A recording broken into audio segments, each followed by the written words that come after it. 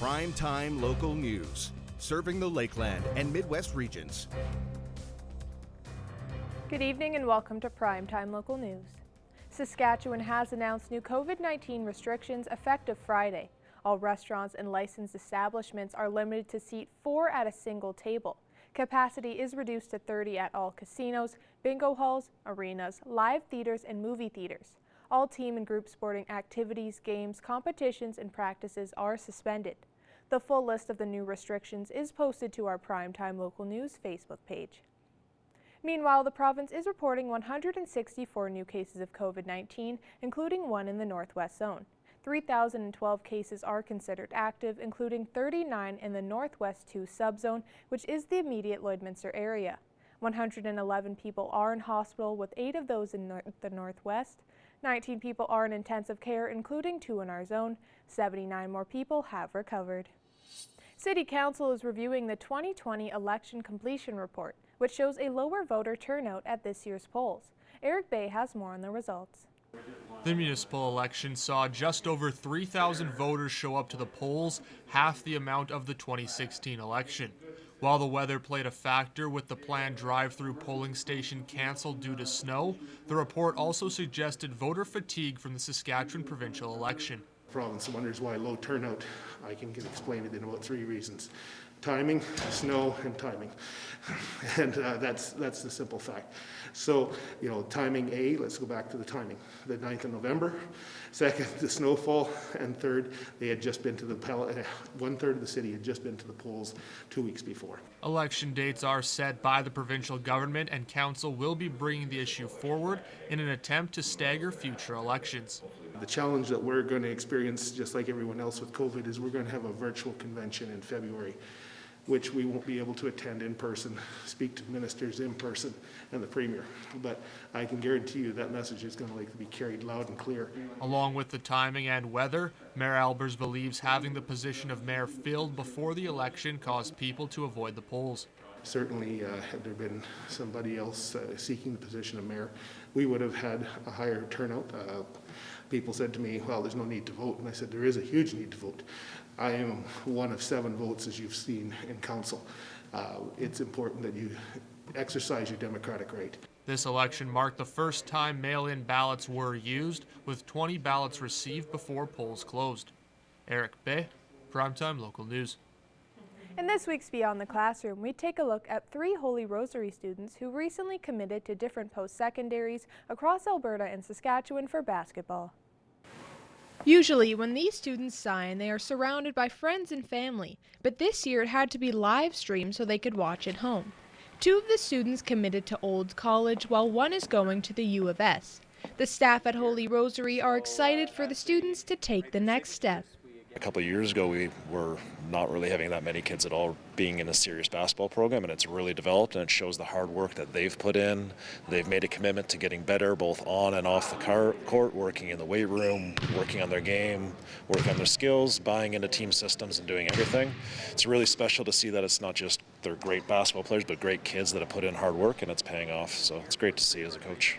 2 of the players are sticking together next year, where they're glad they will have some familiarity on campus. Each player had a few different factors that went into their decision of where they wanted to play in the fall. Most of my family doesn't go to college. It's like 1-2 of my family members have been to college or university. So I'm going to be like the next one up there. So it's very big responsibility, especially since I'm the oldest. So I set the whole path for my siblings, and I can teach them and prepare them what they're going to come into. They're rebuilding a whole new team, and the coach is new, and it's kind of a good opportunity to go in, show what we can do, and get a good spot on the team, and help build the future of that team, because they're rebuilding their whole team. It's a great opportunity. It's close to home. I can develop there and enjoy my next step in my career. The communication was never dull. They're always on top of it. Other schools were kind of iffy in there, but they always kept on top. Talked to my parents a lot about it. So The pandemic has changed this year and last year's season, and these seniors hope they get a chance to compete later on in the school year. It kind of hurts because we could have definitely become provincial champions because we had a very tough team.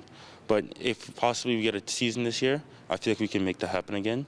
But we'll see if, depending on COVID. And that's it for this week's Beyond the Classroom. You have goals, and Lakeland College can help you achieve them. Visit lakelandcollege.ca or email hello@lakelandcollege.ca. Technology has helped people stay connected virtually during the pandemic, and LPSC has used technology to help students connect and learn. Jace Mackey has more. I'm joined today with Shelley Mirth. She is the LPSD Education Technology Consultant. Thanks for taking some time to talk with me today. Sure, no problem. Obviously, this year, because of the pandemic that's going on, technology has played a kind of a bigger role. Do you think some of the stuff that you've done in previous years kind of helped show children technology and bring it to them, help them kind of be able to transition to like they did near the end of last school year, virtual learning and stuff like that?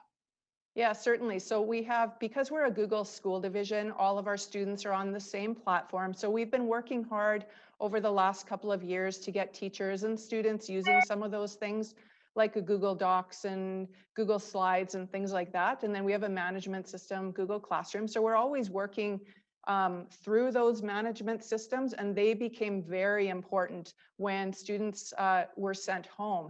And so now we have that situation where it's one thing to have the students in front of you and help them navigate these platforms, but it's a whole other ball game when they're at home and you have a little grade oneer trying to navigate a Google Meet or Google Classroom on their own. So, we've done a lot of work in the spring and then this fall using the platforms when the kids are in front of us, but also keeping in the back of our head that those students might be sent home, and have we given them the skill set to be able to manage when they're working at home with their parents helping them, or a babysitter, or wherever they are. So K to 12, we have to have those students ready for the classroom when they're physically in front of us, but also when they may get sent home. So you've been working with some grade 4 students at Winston Churchill School on a kind of an interesting project. Can you just tell me a little bit about the work you've been doing there? Yeah, so this is a cool, innovative project. So we don't have extra cur right now, so we're looking at some, ways to kind of get that coding and technology and some of that cool stuff back in. So I have, it's actually 2 grade 5 students at Winston Churchill, and they're working with their teacher, Miss Palco. And what we decided to do was shoulder tap these 2 students, so Jaden Scarf and Regan Phillips, and they were like so pumped to come on board to learn how to do some 3D printing. So what I would do with them is I would meet them through a Google Meet. So virtually, I would show them the program. So we're using Tinkercad. They started to learn it on their own, and now they are the mentors for the rest of their class. So they're actually doing some of the instructing to their peers, and even for students in their class that couldn't come to school because they were sick, Jaden and Regan are able to meet them virtually online and provide their instruction that way. So my role was to empower these 2 boys so that they could help their class. And the leadership has gone through the roof for them. They're so excited. Their parents are so excited. And I have the 3D printer in my office, so I'm able to take all the projects that the students are creating in Tinkercad and get them printed. And what we're going to do now is we're going to have some Bishop Lloyd students do the printing for the Winston Churchill students. So we have that collaboration and that kind of cross-school coordination that's going to exist. So we're really happy about it, and the boys are thrilled. They're doing a fantastic job. And how exciting and how important do you think it is to be able to use technology to help students connect and learn the material in school? Well, it's so important. And you know what? It's not that hard to do. Before, I would have gone to the school physically and shown them, but I can do everything through our Google Meet. I have the equipment with me. I've got, robots of different styles. We have spent a lot of money to get, class sets of some of these things, even for the little kindergartners. So the teachers can book these pieces of equipment out, bring them into their classroom. They're safe, they're sanitized, and if there's any instruction that I need to do, I just do it virtually over a Google Meet. And then the kids take it from there. There's always going to be that kid in there that's just, really a pro at it, and they love helping each other out. So I just have to kind of come up with some ideas, get them the equipment, do a little instruction to either the teacher or a few students, and then they roll with it. And it's wonderful. And it's our Tech Force model that we've been running for a few years. It's just now it's going to be more enclosed in the classroom, and we have to make sure that, you know, the equipment is sanitized and that we have a lot available for students. So again, these 3D things that they're printing just become, you know, a seamless part of their everyday life, and they're happy to have the hands-on, the you know, experience where they're going to do something a little different. And for a lot of the people who are watching at home, when they went to school, technology maybe wasn't a big role. And even when I went in school, you know, we had netbooks and we had iPads kind of being introduced. But nowadays, I think there's a lot more technology kind of just in the classroom. Can you just talk a little bit about some of the other things in a typical school year that children in LPSD will have access to?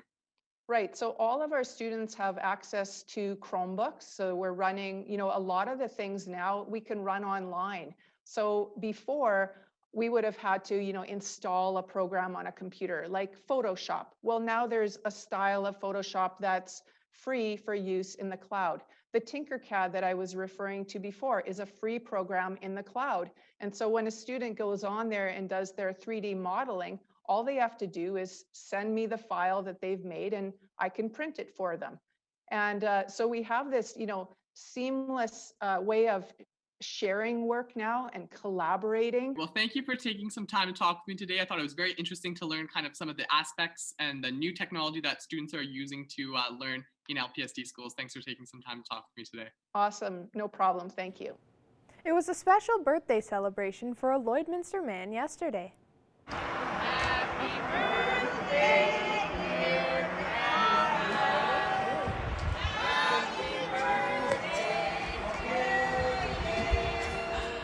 A balloon release in the yard of the Dr. Hemstock resident honored Evan Egan's 98th birthday.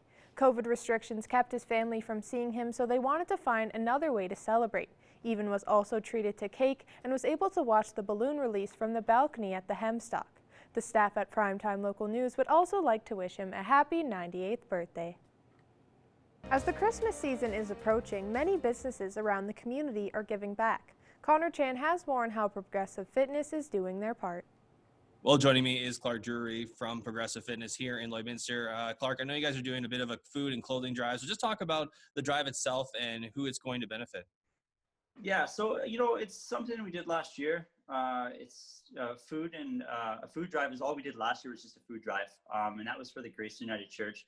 This year we thought we'd step it up just a little bit and do the food drive with the Grace United Church, as well as have a clothing drive as well for the Olive Tree, which is another business in the community that we love. So basically, anyone has any, you know, old winter goods kicking around. It doesn't have to be old, it can be brand new if you want to, but mitts, toques, which always seem to pile up in the bin in the closet, scarves, jackets, old snowsuits that used to be like your dad's like snowmobile suits, whatever, bring them on down and we take it in.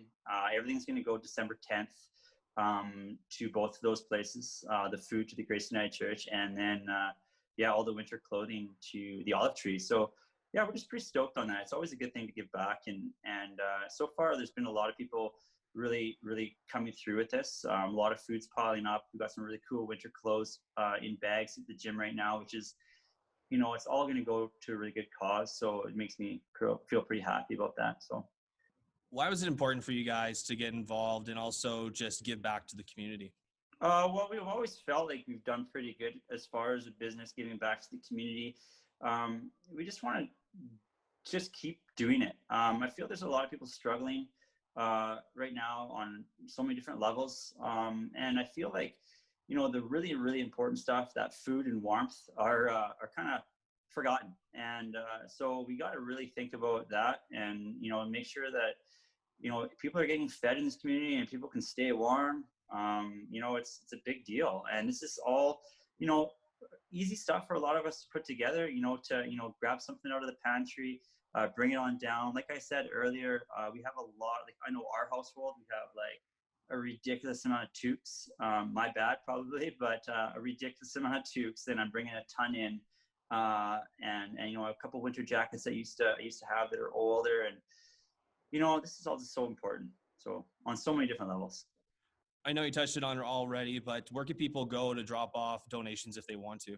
Yeah, right now it's just at the gym. Yeah, I have a box that I'm picking up later today from Furniture Gallery. They're going to hook me up with a couple big boxes. Right now, everything's just kind of piling up on the floor in the gym, but they're going to hook me up with some big boxes. And yeah, I have just at the gym is our location, so they can be dropped off anytime. Anytime there's a class, really, just kind of let me know, and I can either meet you at the front door or whatever. You don't have to actually come into the building if you don't want to. I can help unload whatever you have. So, or any of my coaches can help. So, yeah. And just lastly, Clark, just a reminder on when you guys are collecting donations till, and if there's anything else that you want to add on top of what we've already talked about. So our date is December 10th for the food and clothing drive. That's the last day. So if you have any frozen goods like you want to bring, turkeys, hams, anything like that, come on that day, and I'll make sure that you get delivered in the morning. Yeah, just do your best and just do your part. I mean, everyone has a lot of stuff kicking around, and we can do good on getting clothing into the drive, and as well as the food as well. So yeah, December 10th is the final day. So Clark, I really appreciate your time. Thanks a lot for joining me today.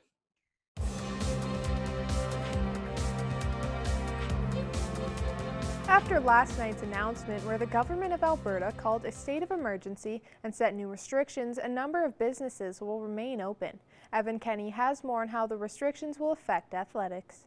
Why I am declaring a state of public health emergency in Alberta. We are also announcing a series of targeted measures approved by the COVID Cabinet Committee based on recommendations from the Chief Medical Officer of Health. These mandatory measures will place new restrictions on social gatherings, worship services, businesses, schools, and all Albertans. How will these new restrictions affect the world of sports? Sports leagues will be affected immediately. Unless the league has a well-developed COVID safety plan, Alberta Minister of Health Tyler Shandro says minor league sports will be shut down. All levels of team and individual sport must stop until an exemption, unless an exemption is approved by application to the Chief Medical Officer of Health, Dr. Hinshaw. There are some people say sport is an important part of mental, obviously physical health, of course it is, but unfortunately, just in the last couple of weeks, we've seen 9 outbreaks coming from hockey games, amateur hockey games that have been played in the province. This is, again, not our preference. This is just the reality that we're dealing with.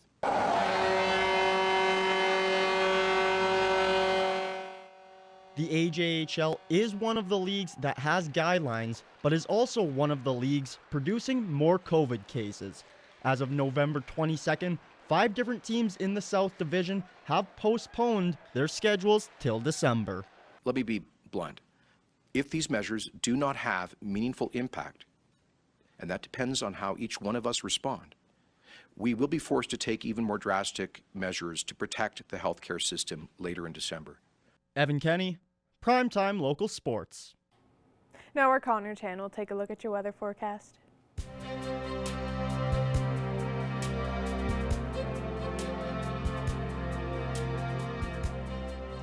All right, thanks, Jasmine. Looking right now, still sitting around that -4 mark right now. It could be a little bit colder going into the evening tonight, but looking out in temperatures out west, -1 in Edmonton, Edson, and in Whitecourt as well. 0 degrees in Jasper right now with -4 in Red Deer, -2 in Athabasca and Rocky Mountain House and Cold Lake as well. -1 in Meadow Lake with -1s across the board here. We see in Prince Albert, North Battleford, and in Saskatoon with -5 in Melfort. Taking a look up north, it's a little bit of a warmer day all around parts of Alberta and Saskatchewan as we see La Loche and Buffalo Narrows sitting at -5, -3 in La Ronge with -6 right now for Wollaston Lake, then -10 in Uranium City, Stony Rapids, and in Fort Chipewyan as we move over to northern Alberta. -3 for Slave Lake with -9 in High Level with -6 for Grand Prairie, and then -7 in both Fort McMurray and in Peace River. Now taking a look at southern Alberta, 0s across the board here. We see in Calgary, Lethbridge, and in Medicine Hat, -1 in Banff, and then -6 right now for Coronation. We see a 0 in southern Saskatchewan and Moose Jaw, Carlisle right now with -3 for Regina, -1 in Swift Current with -5 in Kindersley, and we also see +1 right now out in Estevan. Now, as we look across the rest of the country, there is a bit of cloud coverage in the most parts there, -2 in Winnipeg, some ice expected there in Quebec City, sitting at -4 right now. Toronto with some rain at 6 degrees, -4 for St. John's with 0 in Halifax right now with some cloud coverage. All sunshine in Edmonton right now at that -1, -13 in Yellowknife with some flurries continuing there, and -10 in Whitehorse as well, while 8 degrees is currently the temperature in Vancouver. Now, as we look at what we could see for tomorrow, we are going to see a little bit of a colder day, and we could possibly see a little bit of snow overnight tonight, but nice sun, but some sun and cloud mixes throughout the day tomorrow. -7 is our expected high for tomorrow, along with Vermilion, Bonnyville, Cold Lake, and Pearceland as well. -2 in Vegreville with -4 for St. Paul, and then 1 degree tomorrow for Edmonton.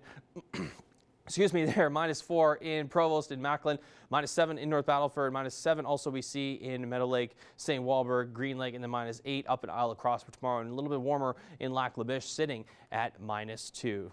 Now, here's what we could see over the next 7 days here. We are going to get a little bit warmer heading into this weekend here. -2 on Friday with -5 there for Saturday. So we're going to have some fairly nice temperatures.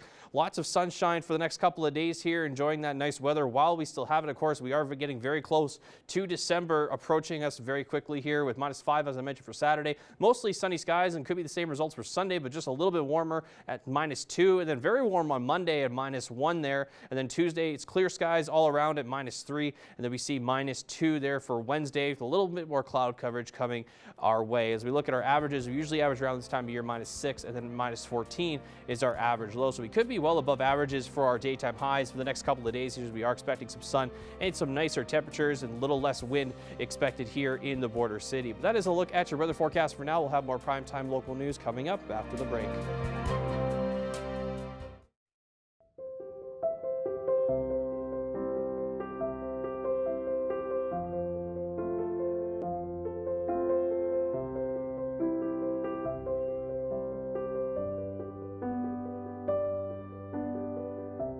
Continuing our series today on divorce and a lot of the issues that come along with it. And joining me once again is Stephanie Dobson. Stephanie is a lawyer and mediator here in Lloydminster.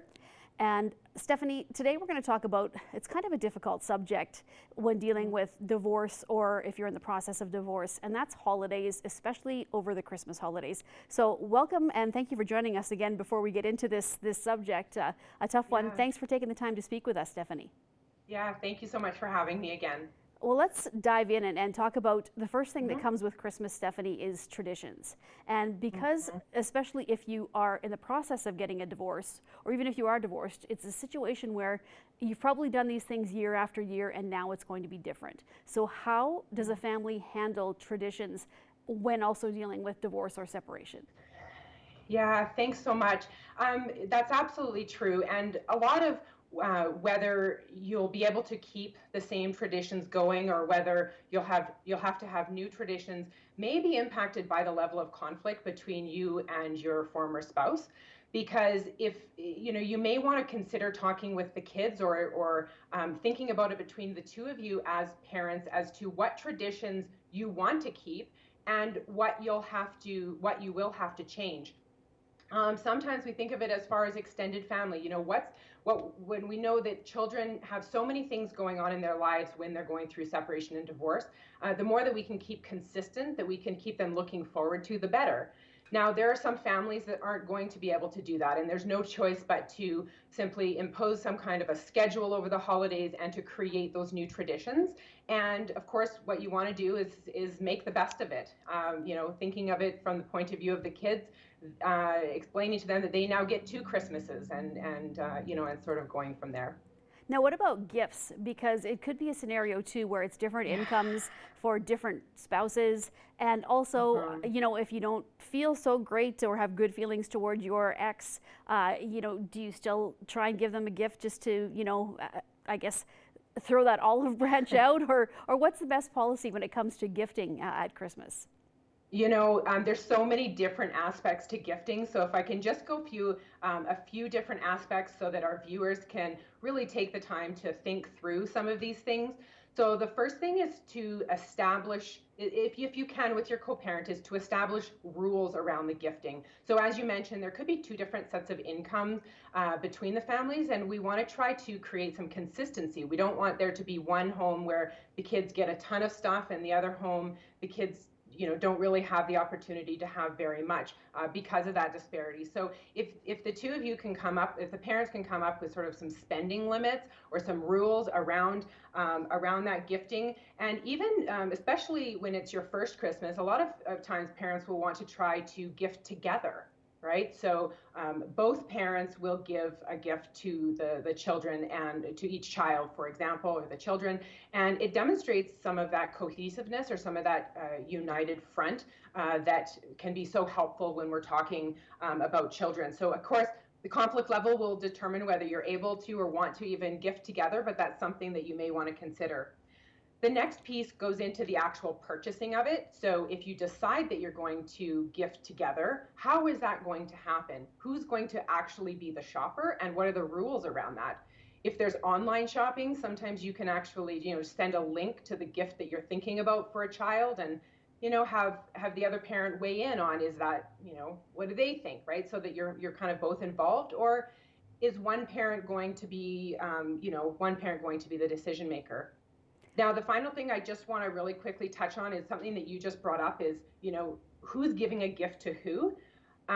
It's important, if you can, to try to be consistent around if the parents are going to gift to each other, or if they're not. It becomes a little bit more awkward if one parent gets a gift, mom gets one for dad and dad doesn't get one for mom or something. And, so there's quite a few things to think about when we talk about gifting. It's not simple.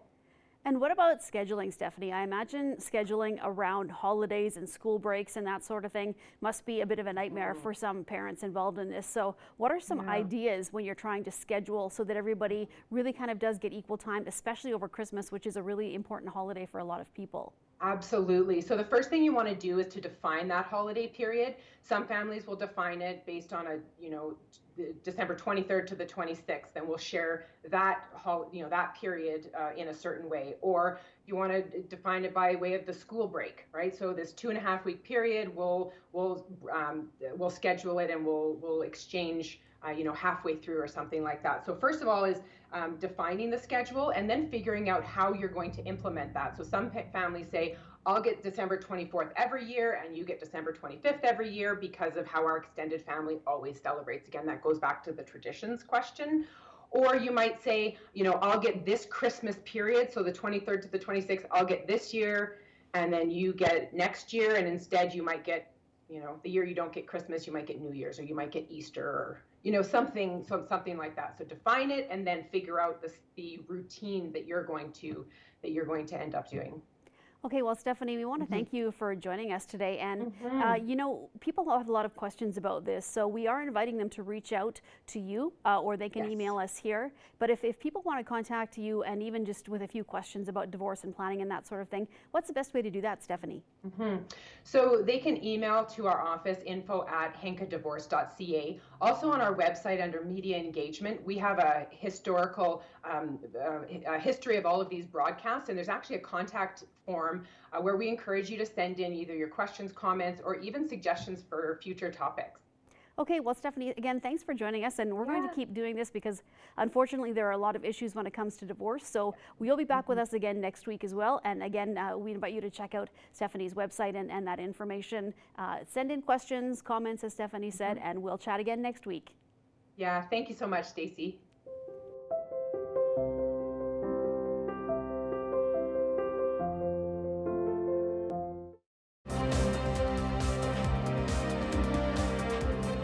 Joining me today is Dorothy Kratchmer with Chosen Breed MRC Lloydminster. How are you?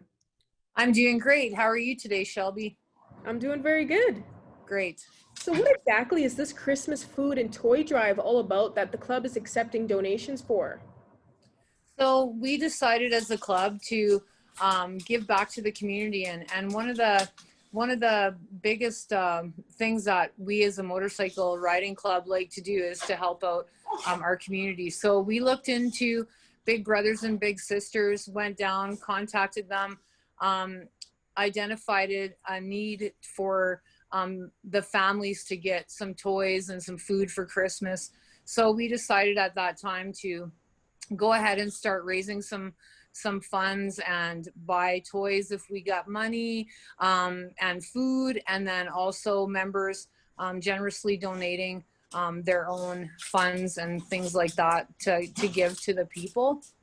So basically, we're super excited to be part of it. We're happy to help in any way we can to give back to the community that we live in. And we look forward to taking as much as we can for donations for the families that Big Brothers and Big Sisters help here in Lloydminster. And this is the first ever year that you've been doing this for Big Brothers, Big Sisters? Yes. So this is going to be an annual thing that we're going to work with Big Brothers and Big Sisters every year to ensure that their families can have the best outcome for Christmas that they could hope for. And so hopefully as the years pass, that we will actually continue to have larger donations and get community members involved more and more each year in order to make their Christmas the best Christmas yet. And how has support been so far with receiving donations for this? We've had several generous donations.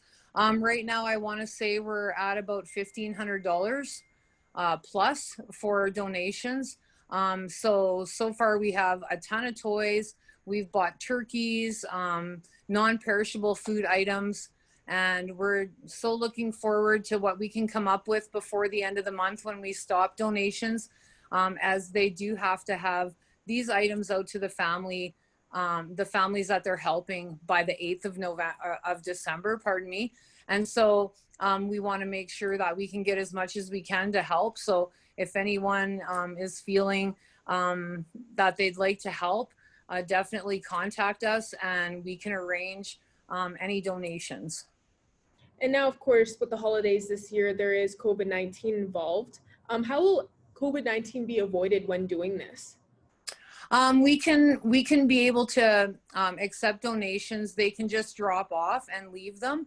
And once they contact us, we'll give them instructions on how to give the donations over to Chosen Breed. And then we will, with Big Brothers and Big Sisters, they will be able to take the items and do the quarantining of the items if necessary, or sanitizing, so that before they go to the families, they'll be fine for them to receive. Is there anything else you want to add for residents to know about for this? Honestly, it's been a tough year, and I know all of us are kind of reeling in some way due to COVID-19, and I just can't imagine what some families are really going through. So I know Lloydminster has a giant heart and they're a great community. So I'm just asking everyone, I mean, it doesn't have to be a huge donation, a $5 toy, a couple cans of food, anything will go a long way. Perfect. Well, I'm really excited to see how this turns out, and I think this is a great idea. So thank you so much again for joining me today, Dorothy. You're welcome anytime. Thank you very much. Thank you for joining us on Primetime Local News. Have a great night.